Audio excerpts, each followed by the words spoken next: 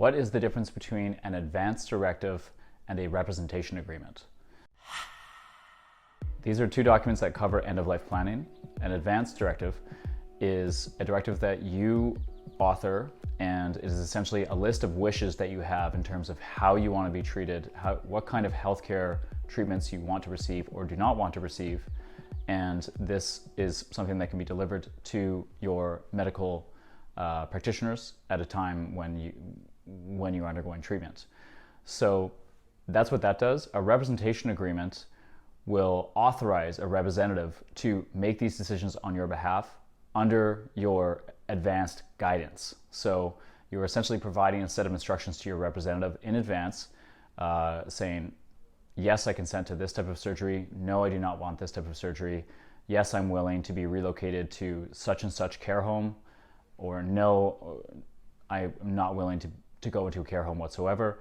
And you can provide that type of guidance for representatives to make decisions on your behalf.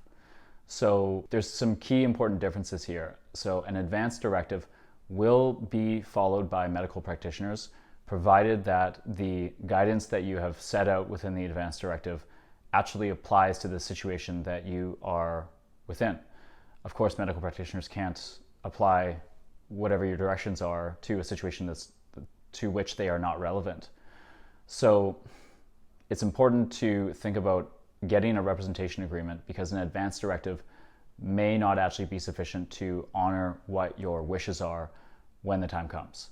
The benefit really of the representation agreement over the advance directive is that it enables your representative, who you trust, presumably you have a trusting, loving relationship with this person, to have a dialogue with your medical practitioners at the time when you actually need care. Whereas an advance directive is a monologue and is not a document that can have a dialogue with your medical practitioners.